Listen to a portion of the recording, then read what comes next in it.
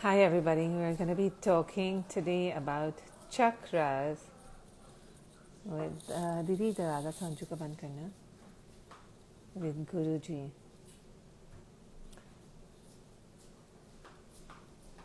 Hi Bij, good morning baby.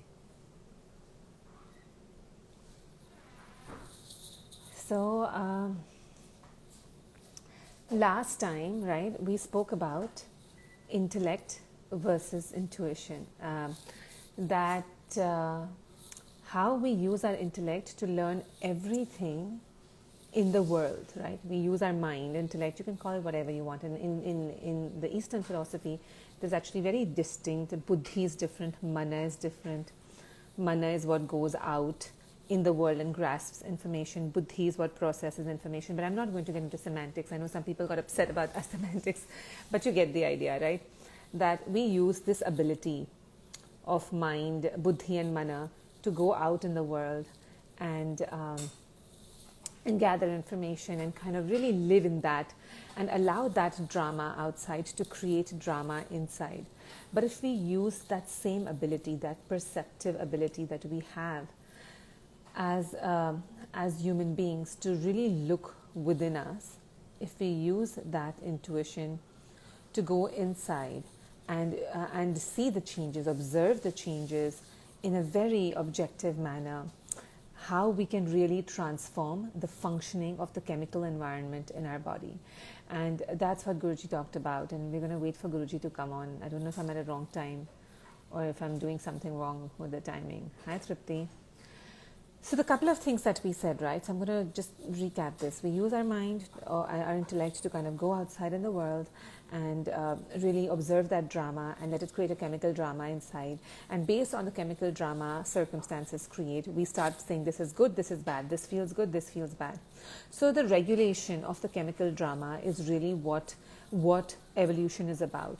And we can use that same intellect and ability and wisdom we have to observe the internal drama and regulate the internal drama.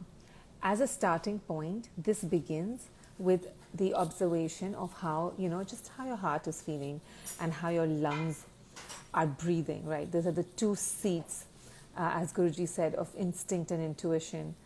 And so just to kind of make sure that your breathing is regular and your heart is regular, because the minute that happens, the heartbeat and the breathing, your body feels safe and the chemical environment changes. The other thing that he said that is also focusing on the Mooladhara, the base of the spine. Now, I'm waiting for Guruji to come on, so I'm just going to go on blabbering till he does. And if he still doesn't, then I'm going to have to take a break and see. Hi, Shweta. I'm going to have to kind of go back and see. So let's recap this again, okay? So we did that, and we said, and so we observe our heart and lungs to kind of to bring back the chemical environment to where it needs to be. And I'll tell you, it really does work. I had a little bit of an unnerving day yesterday, and I started constantly doing that, observing the breath, and which I do often, to be honest with you. But yesterday I was really patient with my breath and observing how my heart felt, and it brought me back each time, and it was really lovely, that experience. And then also he said that, because your whole spine, your vagus nerve, right, is aligned with all the endocrine glands.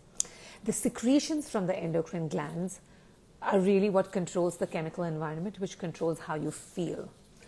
So if you want to change how you feel, you change the functioning of these endocrine glands, also aligned with our chakras. And everything is really a drama of what your endocrine glands are pumping out. And we want to regulate that, and we don't want the external drama to create that. So we had started talking about focusing on the Mooladhara chakra. We had started focusing about talking about focusing on the base chakra, and that's the deep stored. That's where like the deep stored emotions are kept.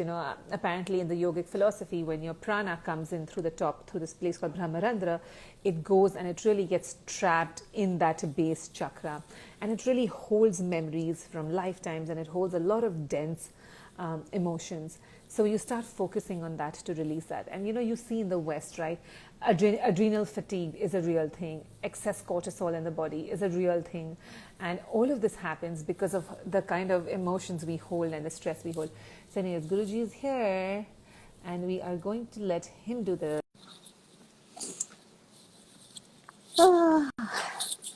I've had a nice early morning, gotten a lot of work done in the morning, so I feel really happy and productive. Guruji, Namaste. Pranam Guruji. How How are are you? things? Things are good, Guruji. Things are good. One day Yes, at a time. From good, good. last from last week to this week, did some of the work which you had reminded us so beautifully that instead of using our perceptive abilities, our intellect, to Uh-huh. to observe the drama inside, you use it to observe and regulate the drama inside. And I had many opportunities to do that, Guruji. Many opportunities presented themselves, so I could practice. Um, Very good. so that's a good thing, Guruji. I was just recapping what you had said, and I said that what you had said last time, what we had focused on, was that how the heart and the lungs, right, are really that the first that you start by observing the breath and the heart, and then we had gone on to the Muladhara chakra, and. So today, Guruji, chakra is such a hot topic in the West. Everybody wants to understand it and work with it. But let's talk about, and we have done a live in the past, Guruji. But now let's talk about the chakras in terms of regulating the internal chemical environment, if that's okay. Okay. So, Guruji, I will let So, you decide. Let you take the lead. I've done a lot of talking before you came on. okay.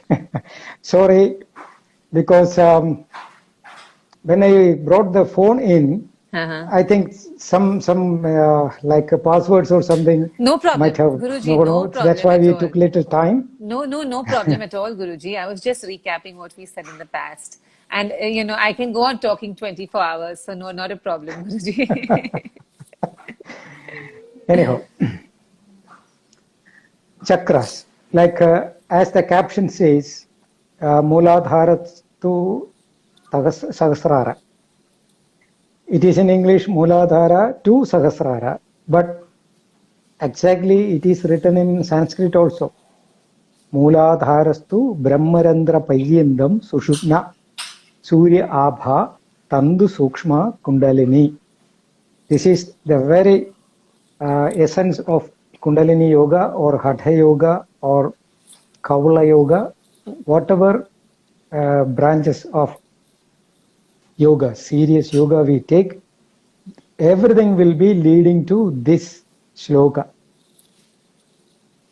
That's understandable, Means, Guruji. Yeah. yes. So we have 2 points. The lower one is Mooladhara, the higher one is Sahasrara, which we don't know anything about that. In between, we have 5 chakras. Total 7 chakra. So the root one is Mooladhara, then Swadhisthana, Manipura, Anahata, Vishuddhi, Ajna. These are the 5 chakras in between. Beyond that, Sahasrara is there. Actually, we have one more chakra is there beyond Sahasrara.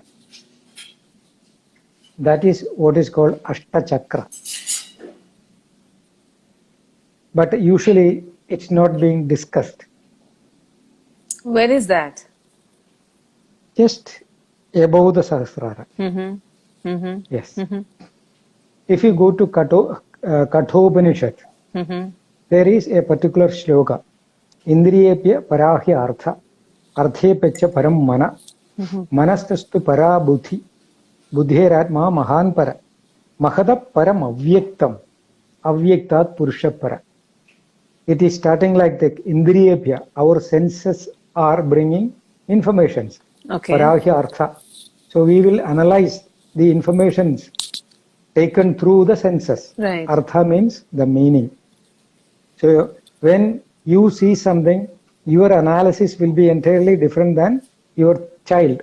An old person will be analyzing it in a different way. So the artha, the meaning will keep changing. Arthe pecha param mana. Beyond that analysis, your mind is functioning. Manastastu para buddhi. Beyond the mind, intellect is playing. Buddhiratma Mahanpara. Beyond the intellect, your instinct and your intuitions are working. Mahada means great. Mahada Param Avyaktam.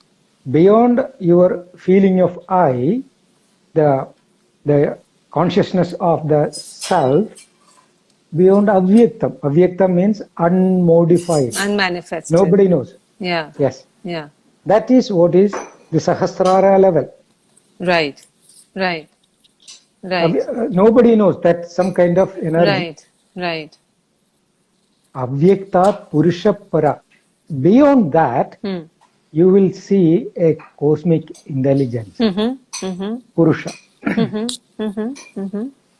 This is what is technically set as Mahadevan in Tantra.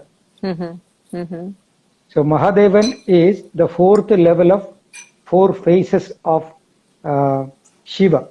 First one is Kapali, second is Bhairava, third is Rudra, Maharudran, fourth is Mahadevan.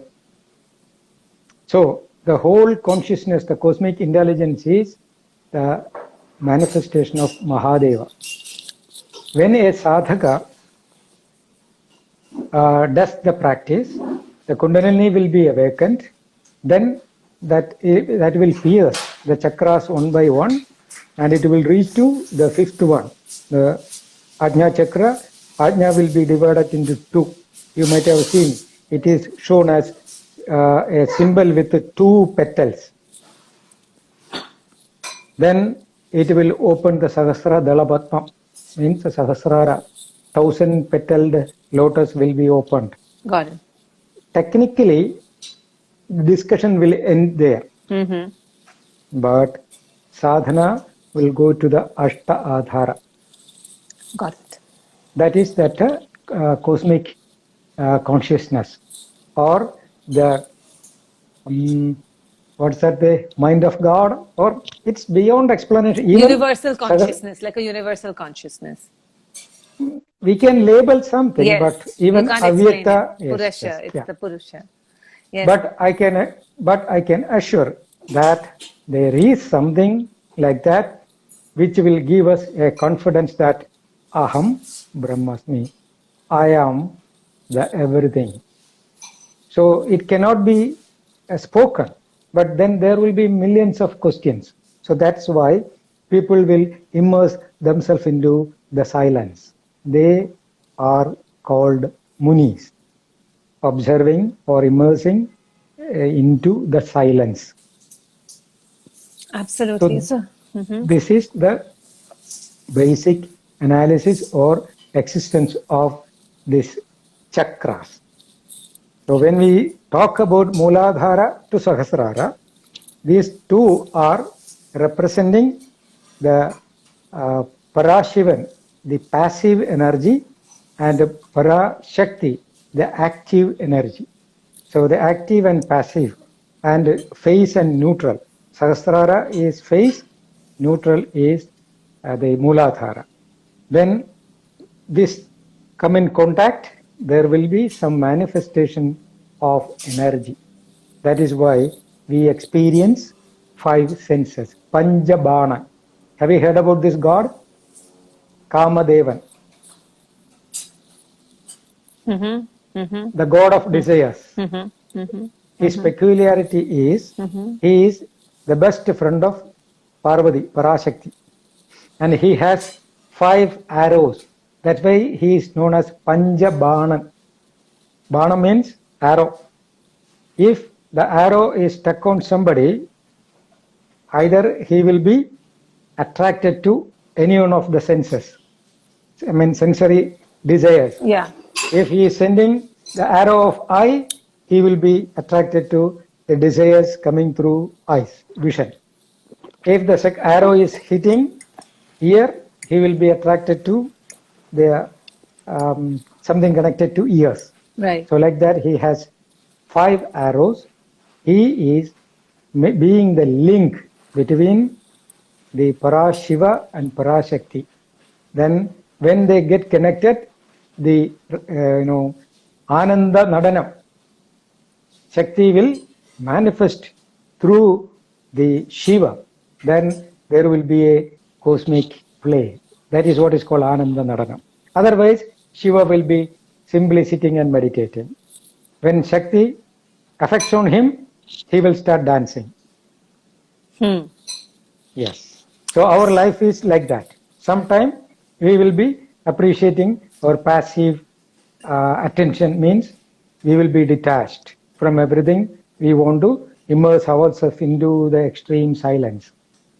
But sometime the Panjabana, this God of desires, will be affecting on us. Then Parashakti will start playing in our inner mind, and we will be attracted to the material world. Is what's happening. Okay, so Guruji, I want to go back a little bit because many of the Yes. listeners, and I'm going to summarize. Everybody who's listening, don't worry, I will summarize. But once we're going to go back a little bit. So Guruji, I want to start talking about, and then I will summarize. What is Mooladhara? And, these are all, like you had said, they are kind of energy centers, in our system. And so when you talk about Mooladhara, what is Mooladhara? And what is its significance? Why is it different from the other chakras? And why Sahasra? Mooladhara is at the base, it has some significance. Sahasrara has another significance. Can we start talking about the significance of Mooladhara and how energy starts flowing upwards? This is what I told you from the beginning. Mooladhara and Sahasrara are incomprehensible. You cannot understand it through your five senses. Okay. That means it cannot be explained within the frame of our intellect. Right. Intellect is based on informations collected through the five senses. So when we arrest the functions of five senses, then the Mooladhara will be activated, which is labeled as Kundalini awakening. Is Kumbhak important for that, Guruji? Only through Kumbhaka that can be activated. So you have to not only disengage the five senses, you disengage the five senses and you practice Kumbhak regularly. So you're not only arresting, no? Sorry, no. No. You cannot disengage the senses without doing the Kumbhaka. Okay, so the Kumbhak is first. Yes. Okay. Yes. Got it. When you do the Kumbhaka, like you have five equipments in your home, it's automatically working and you have no control over that. Maximum you can do is go to the main switch and switch off it. Okay. Now I'm going to that's summarize. Sorry, Guruji, I'm interrupting you because I know we had such a long discussion and I want to summarize it so that everybody who's listening can stay in track. Okay, so this was a very important point. When Guruji talks about Chitta Vritti Nirodha, it's not just closing your eyes, closing your ears, it's not that, right? Because that's what we think. We think disengaging of senses is just going, closing everything. Sorry, Guruji, my daughter's come here. It's okay, please. Yeah. Okay, sorry. So then what, so you disengage your senses, and Guruji is so right. When you do the Kumbhak practice, it's a natural disengagement of senses. It is not possible to have your mind actually becomes kind of blank when you're engaging in a Kumbhak. It's just your senses shut down. You're not actively closing your ears, eyes, nose, touch. The Kumbhak allows for that. And when you do that, all of this energy stored in your energy centers, which Guruji said is like a circuit board. It's like a circuit board. It has all of this energy, electrical field flowing through your body. And when you do that, the base,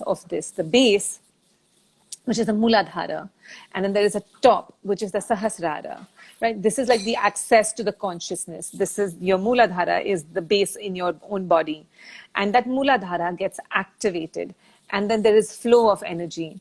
And through this practice, right? Through the practice of disengagement of senses, which happens only through the Kumbhaka, and this kind of arousal of energy in your system, as we keep practicing, it can lead to a union of the two energies, the Shiva and the Shakti, the Ida and the Pingla.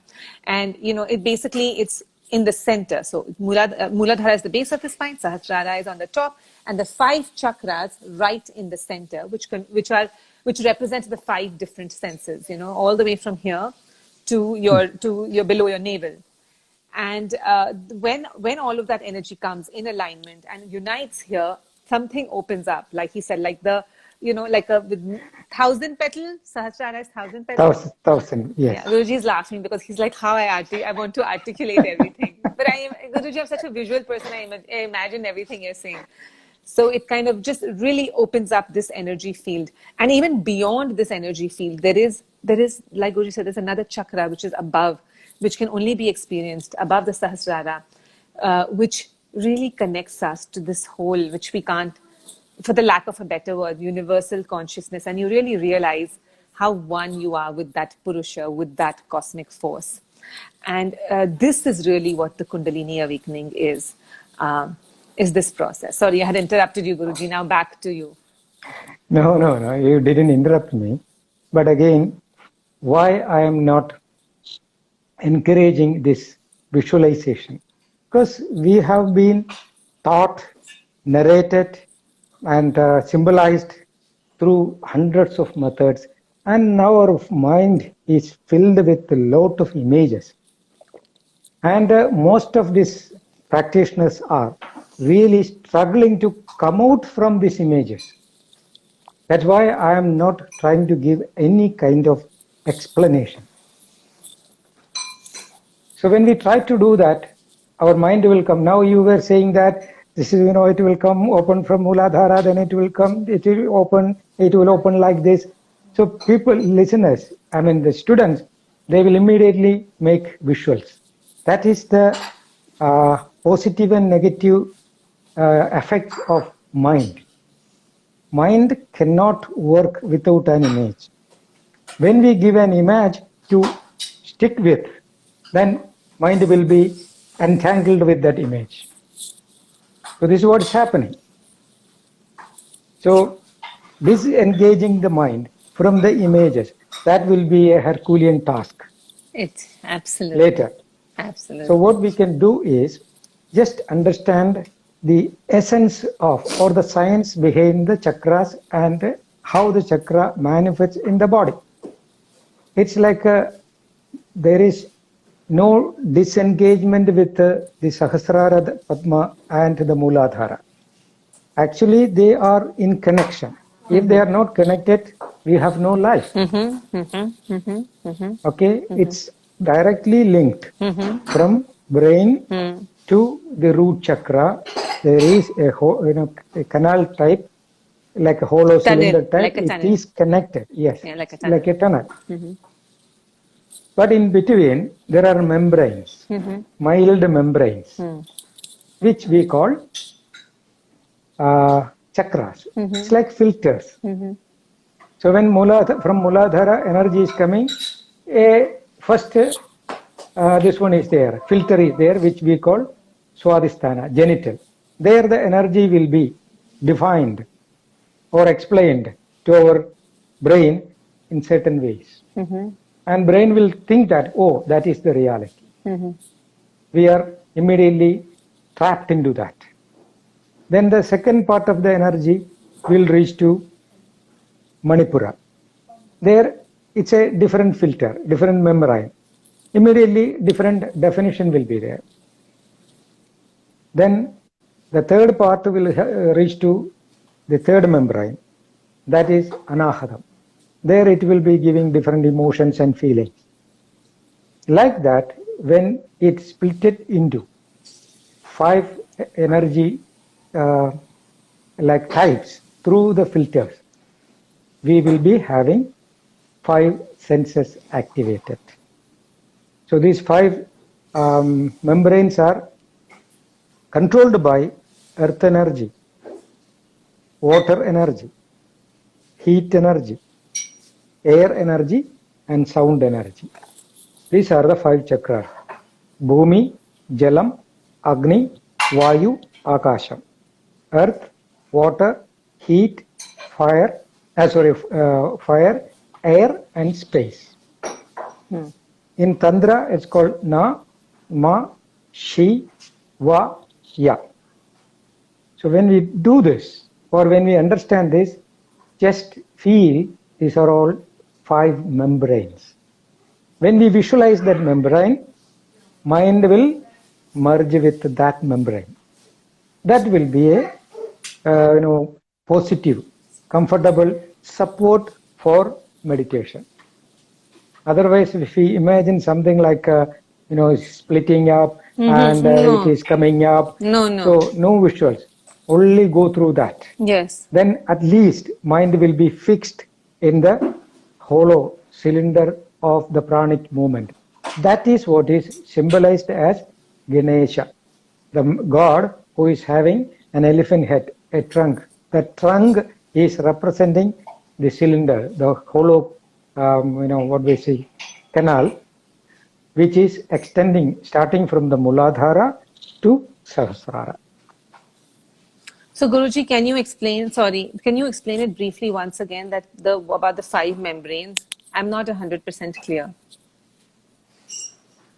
Like suppose you have a light, a bulb here, and you keep 5 thin sheets, the 5 color sheets. Like first one green, second one is yellow, third one is like a violet, something like that. You keep 5 membranes or 5 plastic sheets. So when you come to the first compartment, you will get red light. Second compartment, yellow light. Got it. Third compartment. So like that, 100%. we have the light as the Muladhara. 100%. Everything is symbolized like that. See, you might have heard about yajna. People are doing many yajnas, and many people will, sit in a round shape. They recite something like first they keep the fire, yajna agni. Then they say Om Tilaya Swaha, Om Pushpaya Swaha. Like that, they put everything in the fire. Actually, what does it mean? That fire is. Your child is there, No, they're so her, late. no Guruji, they're very late for school. I'm just telling them to leave. It's already 9 o'clock. They've not left for school. Do you have to go, sweetie? Oh, no, baby. Sorry, Guruji. It's okay. Normally, it's all taken care of. Today, she woke up a little late, so it's gotten really late for school. I know. Okay, so there will be 5 or 7 stones to light the, to put the fire on. What does it mean? Either 5 elements or 7 dhadus. That is the symbol. Then the fire is our Kundalini. So when we focus our mind in our Muladhara, the focused energy will start lighting up. So that is the fire. Once the fire is, flared up, we have to put your desires one by one in that fire. Then that fire will start, increasing. It will catching more power. As that focused energy becoming like Yoga Agni, it will start piercing the chakras one by one. This is what is happening. Absolutely. It is not like putting the wood in the fire and it is burned off. No. Right. Our power of attention will penetrate these membranes. So we will have a deep knowledge. That's what is happening. Absolutely. And Guruji, I can say this luckily now from all the work, from the experience as well, that just through the power of attention, there is energy that you experience very distinctly, which emerges from the Muladhara, and the tingling, just the energy. Yes. You can feel energetic vibrations. For anybody who practices, this is really much, Guruji, the modern world and understanding of Kundalini has really complicated this. And, it is really not that complicated. As Guruji explains, it's so simple. You do kumbhak, arresting, the senses will happen naturally. It's you put your dhyana, you put all your attention on the Muladhara automatically through the power of attention, because the basic nature of the Muladhara is that energy. That's the basic nature of it. And when you put that attention with arresting your senses, automatically there is energy that flows upwards. It penetrates upwards. Yes. It'll penetrate, Yes. and something, it'll go to the second chakra, and that will penetrate. Yes. Will go to the third. The penetration Yeah. will happen as a very natural result. You don't have to really do anything. It'll happen very naturally. It'll come to a place, and there will be an experience eventually of that oneness. And it Yes. happens. I know that I have experienced moments of it, and you just get lost, and it really does feel like bliss. So Guruji, now when you continue to do this practice, right, and you continue to have this, how do you carry this experience into your day? What does it mean? Like, where does this take us eventually? And how do you continue to live your normal life and have these experiences? Does this just give you the ability to regulate the chemical environment in your body? Is that one of the primary benefits? Actually, the only result through this practice is a perfect understanding about our own system. The sublimity of this life will be reported or recognized by the brain. That's all. It's like somebody is having a blocked nose. He is having his usual life. Once it is open, what kind of change will happen in his life? He will have a better understanding about his organ. That's all. He will enjoy it in its fullest way. Same way, now we have 5 closed centers. It's like a blocked nose. So, like Ganesha is having a blocked nose. The trunk is completely blocked.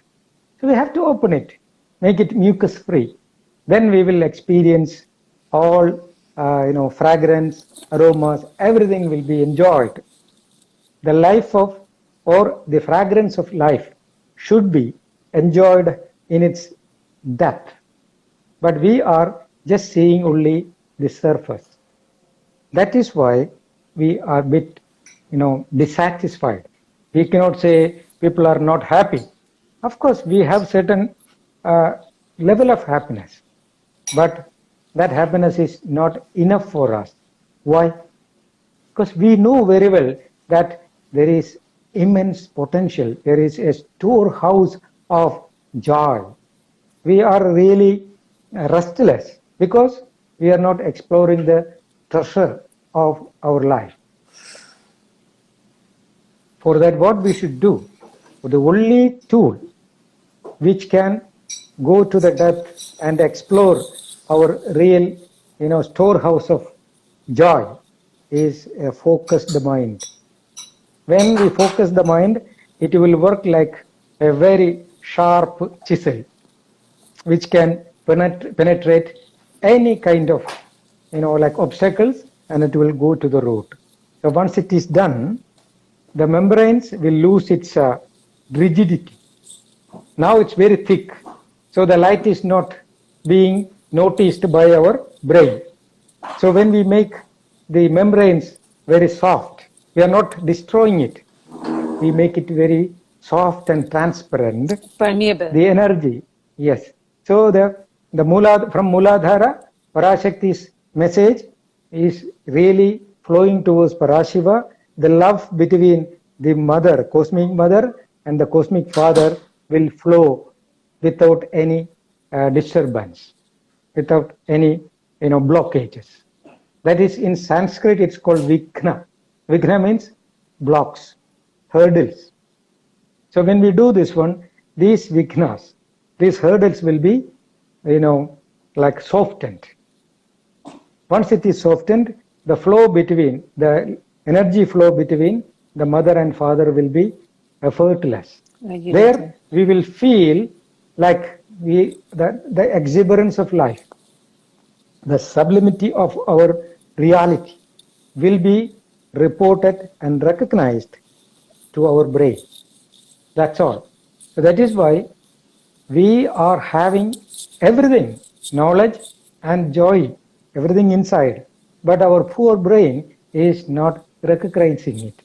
When you do yoga, brain will be connected to the instinct and intuition. The lungs and heart chakras will be having the tuning. Union between brain and heart will make everything possible. This is what is happening. Absolutely. Great, Guruji. So basically, there, of course, the Muladhara and Sahasrara are connected. It's all a tunnel. This is a big tunnel. Yes. And the energy Yes. can flow through the tunnel. What though happens is that the tunnel has various membranes. And because of the way we conduct ourselves, those have become really thick. And because Yes. they, kind of just like imagine dense energy and density. And because of that density, now the flow from the bottom to the top does not happen. As a result, It's happening, but in a very mild in way. a very mild way. It's not Yes. the tunnel is still Strain happening. is there. Yeah, there's Yes. strain. It's not just that Yes. splurge that should Yes. happen. As a result, we feel kind of disconnected.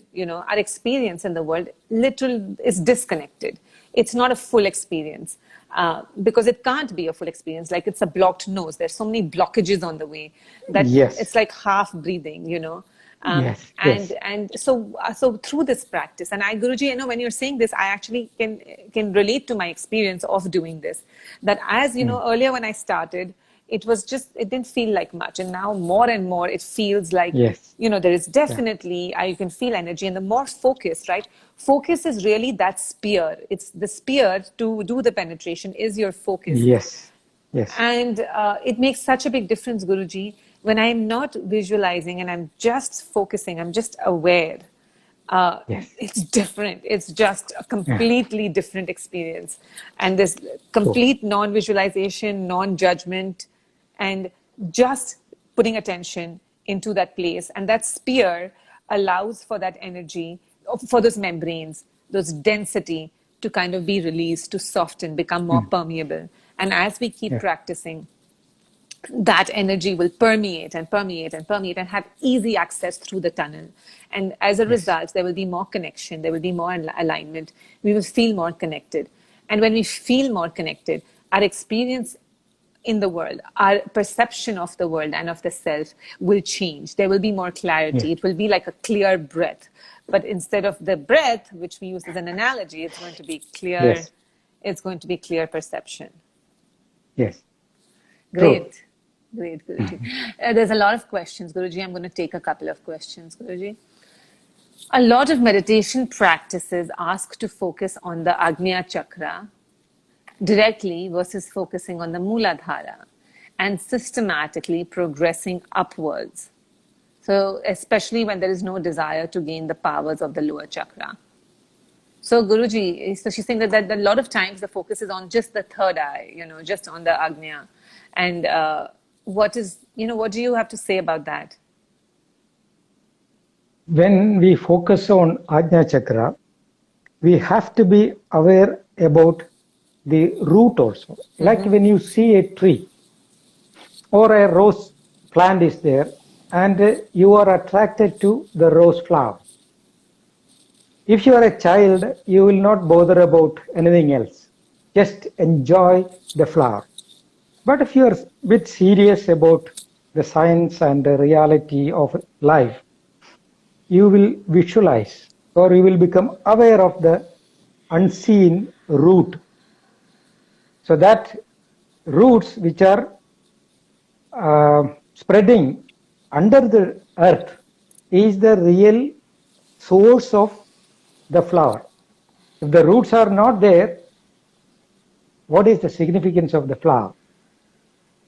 So Ajna Chakra is like the flower, but the root is Muladhara. That is why it's called Mula Adhara. Mula means root in Sanskrit. So in Vedas, if you see, our life is shown as a tree which is having the roots towards the up and the branches towards down. The branches are downward, roots are upward. What does it mean? If you want to see the reality of your life, your awareness should be kept upside down. So here everything is revealed as branches. But if you want to know what's happening, redirect your attention To the roots. back to the root. Absolutely. Yes. Absolutely. So many people are thinking, okay, when we focus on the Muladhara, that is for extra siddhis and all these things. These are like misinterpreted, teachings. Without the attention of the Mooladhara, when we sit for meditation, body will take a pyramid shape. So the root chakra, the foundation should be established, and our mind should be focused on that. Technically, again, in yogic language, it's called Arudha. Arudha means the real foundation. So we should be aware of the foundation or the unseen roots of our energy supply. Then we can enjoy the product of life, that is Ajna. So that's why brain is here in the top level. But poor brain cannot understand the essence. That's why we are forcefully directing the brain back to the root and make it understand, hey, why are you simply being entangled with the desires? Come back. This is the root. So when brain will come to know the reality of our existence, the science of our existence, then brain will say, now I got it. Meditation is training the mind or training the brain to understand the hidden activities of our life or science of our survival. So when we meditate, if we want to enjoy or experience the reality or the science behind our existence, we should be aware of this root chakra through which all energies are being blossoming up. Absolutely. So that was a very, very important point, that there is this, you can't look at just the Agnya Chakra without being aware of the Mooladhara, because they're essentially very connected. And it's like the real knowledge, right? This is a manifestation of what is happening. Guruji, is it too noisy? Is it become noisy? No. Okay. So the manifestation, so you cannot really experience, it's not a full experience then, it's a partial experience. And it's like when you want to understand the tree, you understand the roots. And that's always the recommendation, that is always the case. And that's why people misunderstand that only if you focus on the Mooladhara, it's going to give you some kind of other wrong siddhis. But that's not really the truth. It is just an incomplete experience. And Guruji, you're right, because you also had spoken about like the breath, right? Even when you breathe, it starts here. When you do the Archana, it starts at the Mooladhara. It starts there, it goes up. I mean, this is the passage of prana. This is where the energy flows. So to focus on one without the other is incomplete. And it's just reminding me, right, Guruji, even when we meet somebody in the world and we interact with somebody, we instantly, without knowing, we're aware of their roots. We become aware of where they come from, who they must have been. True. There's always anything we experience in the world, even if we eat something, there's a subconscious knowing of where it came from. The root becomes so important. Yes. And similarly, any experience without that is kind of incomplete and partial. And Mooladhara is the root. So that's where the energy flow, that's the blocking is happening here. Just focusing here without understanding the root is not going to create that passage flow, that active flow that you need. Guruji, I have one question. You had said that Mooladhara is neutral and Sahasrara is phase. What does that mean? Again, it's like male and female energy. Okay. So like when you take two wires in our house, the electrical wires. Okay. One wire, if you use the tester, you can see light will be there. That's you say, oh, this is phase. The other one, nothing is shown. Okay, that is neutral. Okay. But without neutral, phase cannot do anything. Now I understand. So this is, there is so much energy potential here. Yes. But that energy potential cannot be released till that connection happens. And they are always connected, but kind of blocked as well. So to remove the blockages. So I think, Guruji, you've explained it very simply and very clearly. We don't have to go into crazy things. This whole journey starts with Kumbhaka, which will arrest your senses naturally. That's what Yes. Kumbhaka do. Then you put your dhyana on your attention, on your Muladhara, to the root. Allow for the energy to flow upwards as you feel it, as your focus goes in the different membranes and it starts permeating. Automatically, energy, when you do this every day, a little bit of cleaning, a little bit of unblocking every day, every day, every day, there will definitely be bigger energy flow, more energy flow, and this will become much more connected. We will operate in a more connected environment. Extremely simply explained meditation. I can say that, Guruji, this is so well explained, and I have experienced some of this, what you're talking, and it really does go exactly like that. And that's what again brings us to the importance of Kumbhaka. So, Guruji, I get a lot of questions regarding Kumbhaka. I want to take them right now because they're so important. Little more, addition to that question. See, when we focus only on the, Ajna chakra, if we completely ignore the root chakras, what will happen? The BP fluctuation. When we do the Kumbhaka, mind get focused, and if we are not aware and prepared about the lower area, there can be a chance of getting high BP because all energy will be focused in this area. Then brain will feel some kind of pressure, which can lead to high blood pressure. This I have noticed with many people. So when people come here for training and treatment, I noticed this and I verified and clarified also. Anybody who is focused in their brain and they're working hard, BP is going high and they will get constipation also. Then usually they fall into medicine. But if somebody is not very interested to take medicine, they come to me.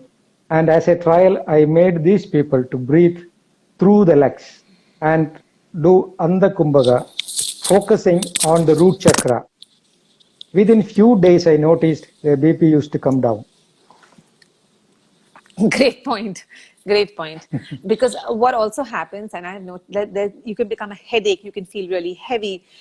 Energy is just all of this without the energy being fully released from the bottom. You have all of this blood flow coming all to the top. Yes. And that's right. And the Sthula Vata in your body is supposed to flow downwards. And, there's a different way you function with the Sukshma Vata, with the subtle Vayu. And it's so important to start at the base. Makes complete sense, actually, Guruji. If even anybody is just even focusing here, sometimes they're going to get a headache. Some pressure, yes. Yeah, they're going to start getting a headache. So you have to create the space. Without creating the space, without removing these blockages, you can't be doing this because then there'll be more blockages below. There'll be so much release here. There'll be more blockages below, which will lead to constipation below and will lead to kind of this heightened blood pressure above. So you're imbalancing the top and you're imbalancing the bottom. So the first thing is to create the space and then to do it. Even Guruji that is why it is clearly stated in Gita, Sarva Dwarani Samyamya. When you do the retention to focus the mind, 9 holes in your body, Sarva Dwara, Dwara means holes, has to be attended and blocked consciously. Then bring mind back to the heart. Mano Hridi Niruddhija. Mind should be directed to the heart. After doing that, Murdanyadaya, slowly take the prana to the Murda. So we know this Ajna. That is the third level of practice. So anyhow, whatever may be the level of practice, people should have initial guidance and instructions. Once they start experiencing everything without asking the question or searching for an answer from outside, till that moment they should follow the instructions of an experienced person for a safe advancement. Otherwise, in between, they will be forced to stop the practice. Absolutely. So Guruji also always reminds us that eventually the path is a path on your own. It's a solitary path eventually. And you need assistance of a guru and you need guidance of a guru till you can, like the pole vault, it's like you're holding the pole. and you do Yes. the practice, but the jump, the leap happens, you leave the pole, and the guru is like the Yes. pole. And then the eventual path is alone. But the running and the practice and the holding of the pole is important in the beginning till you're ready for that big leap. So Yes. all of these practices can be done effectively under the guidance of a guru. And Guruji Yes. explained 3 steps, and he asked us not to go into it in detail, but kind of blocking all the orifices of your body, the ears and the mouth and nose and your anal and genital regions. So those are kind of shut down. That's why anything stays concentrated. There is no ventilation. Energy cannot flow anywhere else. Yes. It's like closing all the small windows, making the tunnel Yes. windproof. So you make the Yes. tunnel windproof. You do that, and after you make it windproof by kind of just blocking that, and you can do that, you can feel it actually when you do it, then you leave, then you focus on the heart, and then you do your kumbhak, and that's the ideal But way. again, when a sadhaka reaches to a level of managing the, like Navadwara Samyamanam, it's called as, technically it's called arresting the functions of these 9 holes through Kumbhaka, then that sadhaka will comfortably focus the mind in the heart. It will happen. It will Actually, it's happen. not deliberately forcing to happen. Naturally, it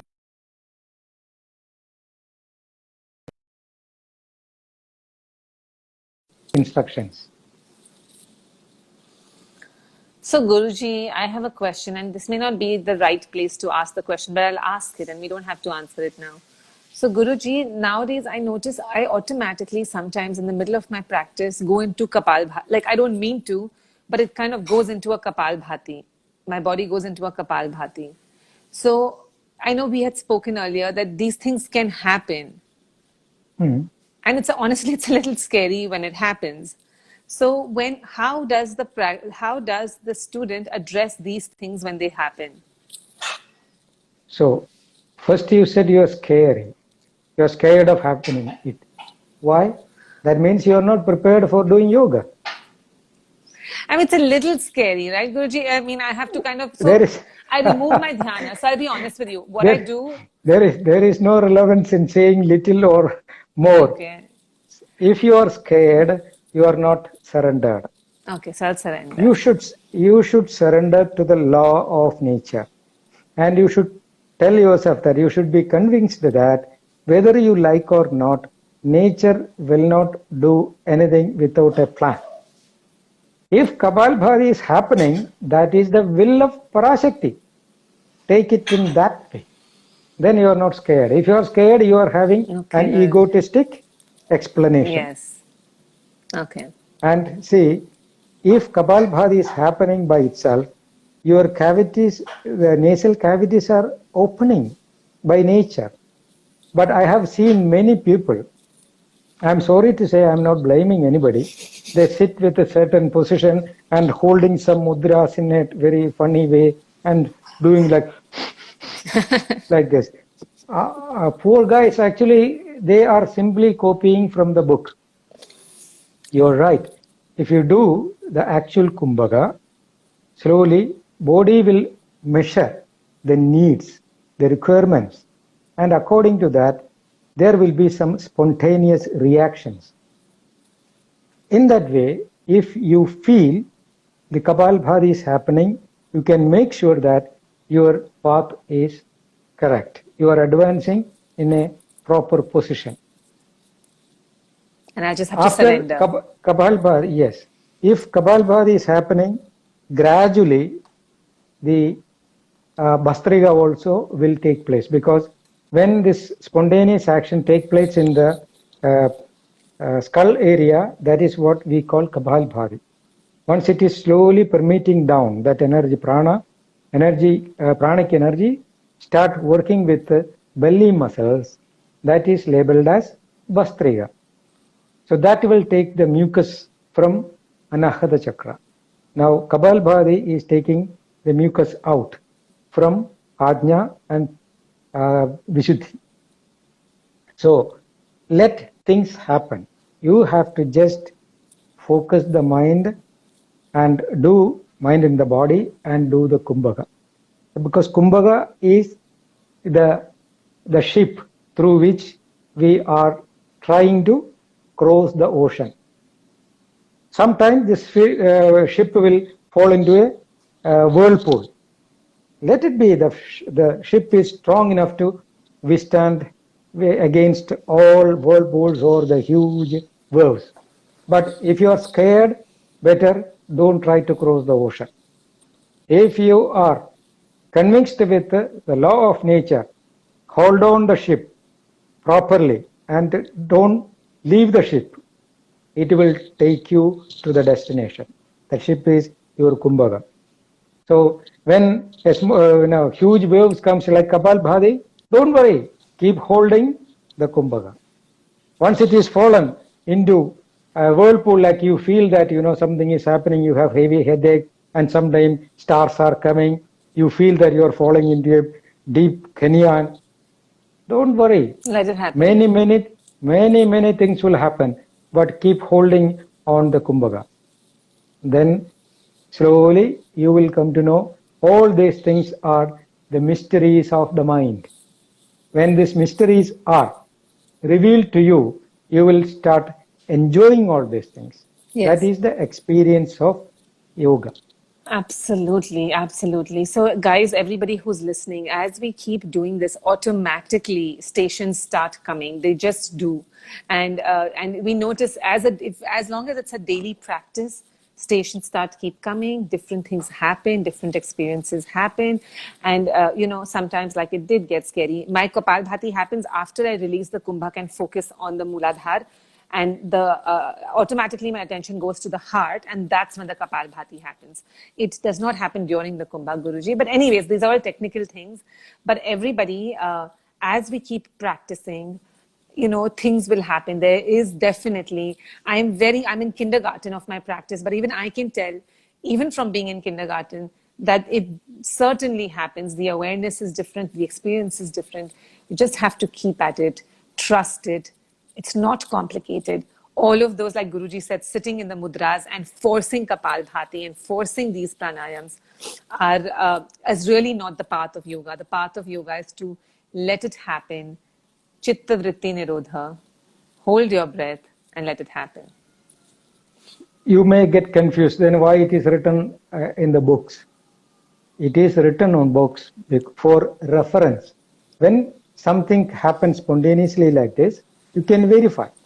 Then master is explaining in between the practice, if you are getting this kind of a spontaneous action or a movement, muscle movement, this can be the state of your sadhana. There, what kind of precautions you have to take. It's clearly written. Now what you should do, if you are getting this one, you should see whether the mucus is thrown out from the nose or the blocked area. If it is not throwing out completely, then you have to get some steam.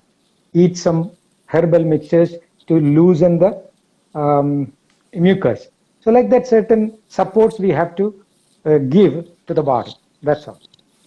Great. So all of you who are listening, so I also want to announce that from now onwards, all of Guruji's videos are also being uploaded on YouTube. Guruji, I've been uploading our videos on YouTube as well. So for everyone, 2 videos at a time over the next few days, we would have uploaded videos on YouTube.